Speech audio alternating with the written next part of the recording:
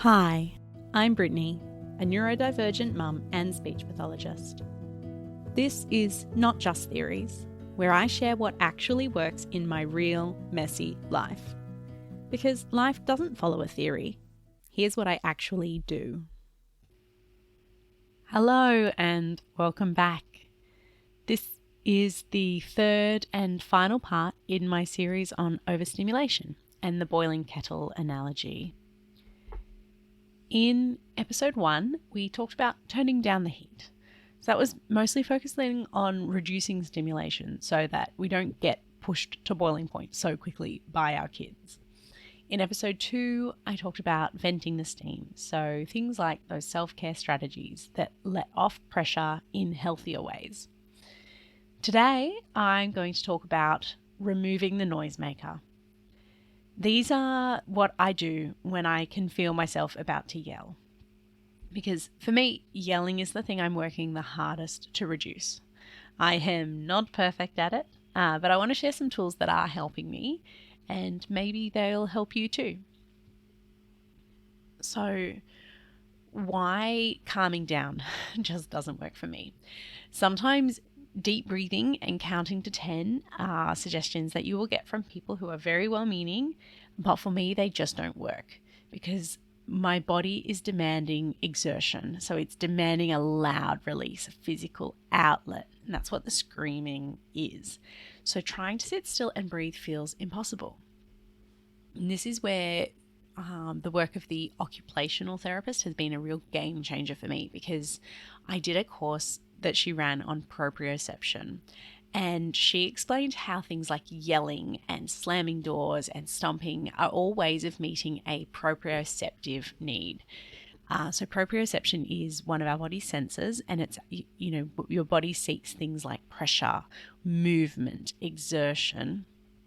And in that course, she talked about if you're trying to redirect somebody, you can't try and replace somebody seeking exertion with pressure.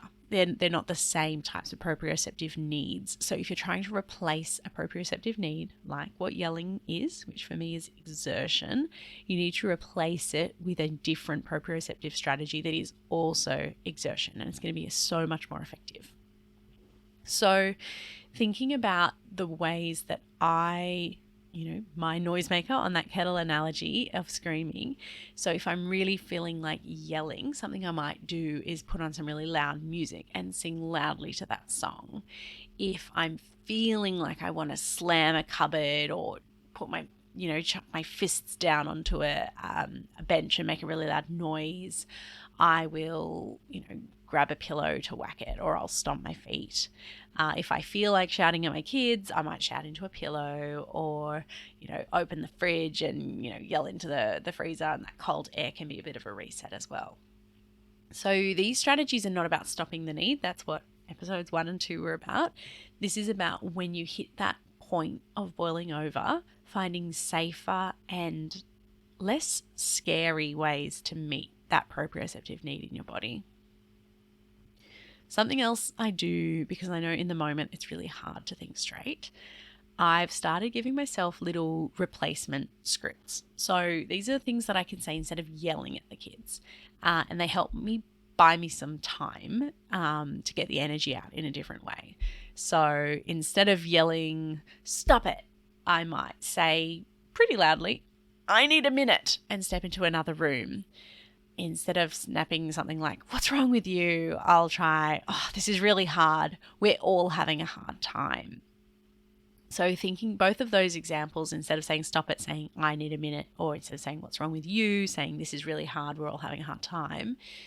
Even if the tone's the same, then you're making it about your needs rather than what your child is doing. So if they hear that yelling, they're not necessarily taking it in and on themselves, and you're just buying yourself a little bit of time to use some of those other calm down strategies, those venting strategies from last week. So saying "I need a minute," going into another room, and then doing your deep breaths, or having a cup of tea, or eating something, or calling your mum and venting to her. All of those So having that script just buys you a bit of time. If you're really feeling the need to shout, redirecting it. So belting out something like, "Oh, this is bananas," or a silly phrase like, "Oh my goodness gracious potatoes," as loud as you can. If you can do it in a loud, silly voice, that's ideal because you're meeting the need to be loud and you're still exerting your voice box, but you can change that tone completely, making it a lot less scary to your kids. And sometimes I literally script to myself. I'm not yelling at my kids, I'm yelling into this pillow instead. So saying it out loud helps me own that choice. So you can adapt these for your own personality, but having a couple of go-to phrases ready can make a huge difference in that moment. So I'm going to go into a little bit more detail now about the subtypes of proprioception, just to give you some ideas of how you might be able to find replacement behaviours for your own stress and dysregulation responses. So what is proprioception? So it's that deep body sense. So your sense of body in space, where your body parts are, how they relate to each other, how much tension or stretch is in your muscles. Sometimes it's called the universal regulator because almost everybody finds proprioceptive input regulating in some way, whether you're sensory seeking, sensory sensitive, sensory avoidant, or sensory missing. Proprioceptive input can help settle or wake up the body depending on what is needed. There are three main subtypes of proprioceptive input, which might help you understand which one is your instinct to reach for when you're stressed or dysregulated. So knowing your subtype will help give you clues for safer replacement behaviours when that urge to yell, for me, or release rises. So the three subtypes are exertion, impact, and pressure. So examples of exertion are things like pushing, pulling, lifting, climbing, using your muscles in that really heavy work way. And when you crave that, it's when your body wants to do something physical, to use strength. So that's, for me, that yelling. It's about that tension in my neck. Alongside that yelling, I often really want to tense my fists, or I want to slam a door and really just exert. And it's about the muscle, it's about the feeling in my body. And so it's about exertion. The next subtype is impact. So that's things like more forceful sensations. So jumping, running, falling, hitting, kicking, or banging. So actually about that contact or impact with the ground or objects. So that's often that much more explosive, rage and frustration of, I really want to punch something. So it's not that I don't feel this sometimes, but the urge to yell, or for me, that the feeling of wanting to hit something is about the feeling in my fists rather than the feeling of my fist hitting something. So impact would be if you're really wanting to hit a solid surface or an object. And then the third subtype is pressure. So that's more that deep pressure containment, squeezing weighted items, draping, carrying something heavy. A lot more of the time, those are more regulating when you're sad or overwhelmed, or feeling sensitive. So it can be quite calming and grounding, but it doesn't tend to be something that your body might seek when you're feeling agitated. So when your body is hitting that boiling kettle stage and you feel like yelling or snapping, it's because your body's being pushed past a threshold of comfort. So your nervous system is primed for a sensory release. Yelling is just one way that body hits that impact style release or exertion, depending on the person. So if you know your own tendency, you can plan replacement behaviours that are much less disruptive, that are safer, that are less scary for you and your child. So I'm going to give you some ideas now for replacement behaviours for parents mapped to each subtype. So the idea is that when you feel that urge to release or explode, you can choose something that taps into your own proprioceptive need rather than trying to calm down in a way that doesn't match, like deep breaths when your body really wants movement.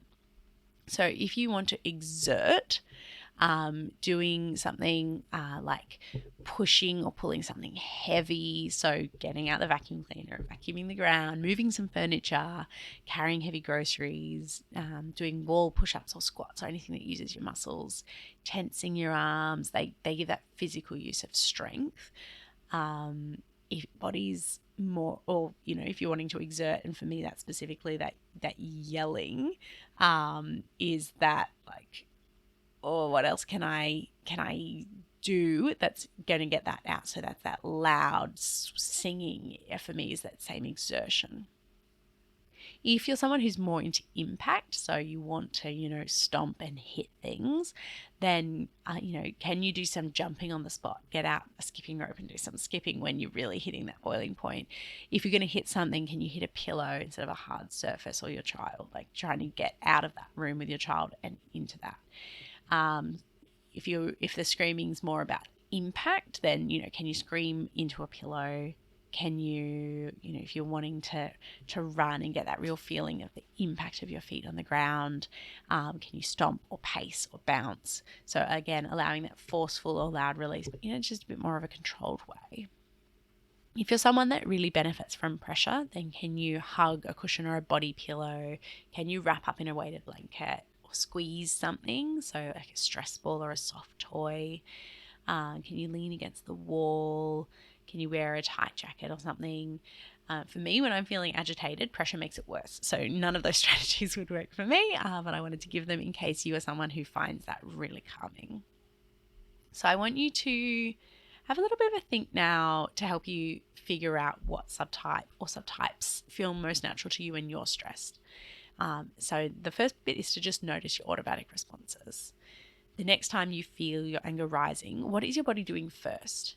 Are you feeling the urge to stomp, scream, push something, crash into something?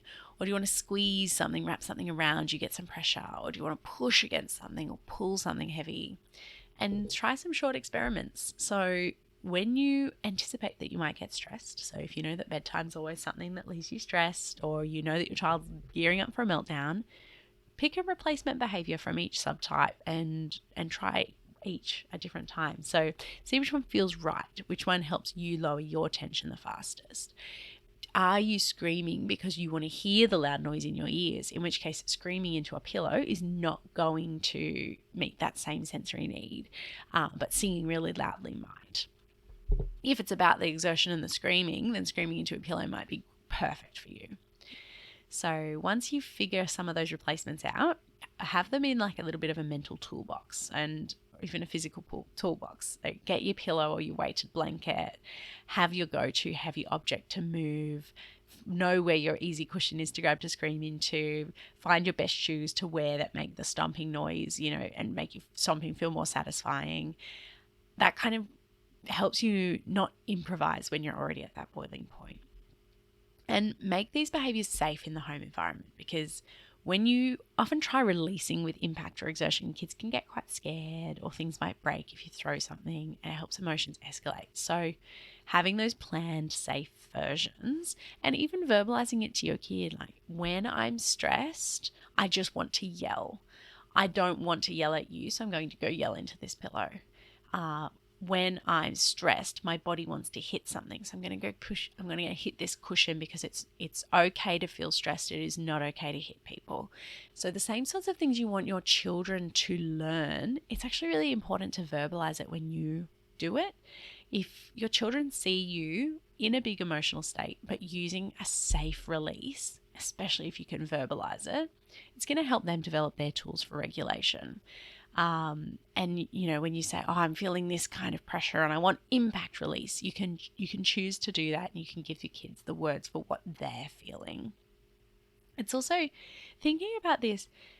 Try not to suggest things to your children that aren't going to meet their sensory needs. So if you see your child getting upset, rather than telling them to take a deep breath, if what your child does when they get angry is stomp, then go, okay, well, what can we do to get that same impact on your feet?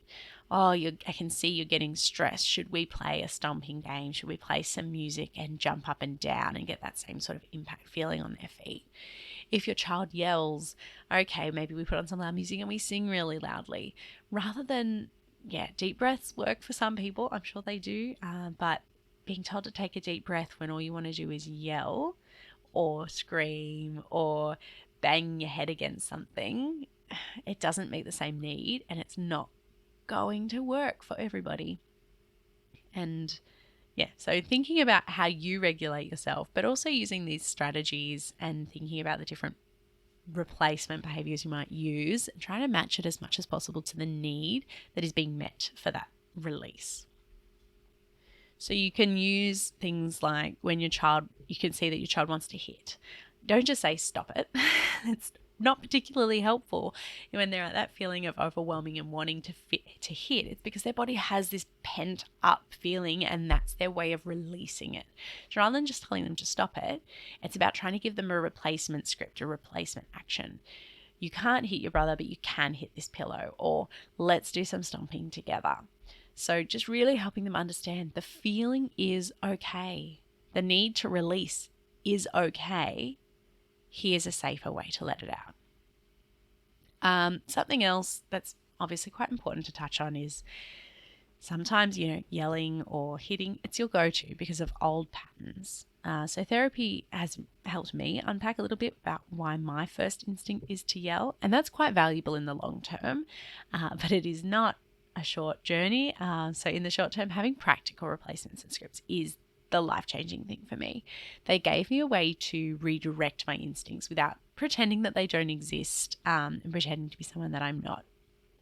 So, when I'm in the car and my kids are just making awful noises and I'm getting overstimulated and I've got no escape and I've got to be in the car and I'm stressed and it's been a busy day and I haven't eaten, all of those things add up and I get to that boiling point, trying to be like, instead of yelling, we'll just put on the loud music and scream, yell it alongside the loud music is a big one for me, because the screaming is my go-to.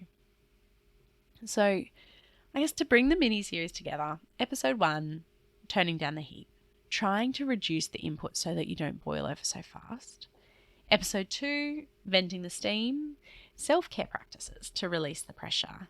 And today, episode 3, has been about removing the noisemaker. So thinking about how ways to redirect the big yelling or slamming urges into something safer, and thinking about how you can use replacement behaviours as well as replacement scripts, and thinking about them ahead of time so that you have them ready in a little bit of a toolbox to help you when you actually hit that moment, because your brain is just absolutely not going to be functioning when you're at boiling point, and you need to practice. So, try things out when you're not fully at boiling point and see if it helps release. It might even help you release the steam before you get there.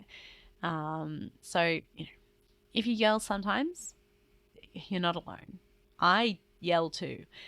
So it's not about being perfect. It's about learning better ways to meet our own needs and model to our kids big feelings don't have to equal harm, and just doing the work on yourself as much as you can to minimize the impact on your kids when you hit that boiling point.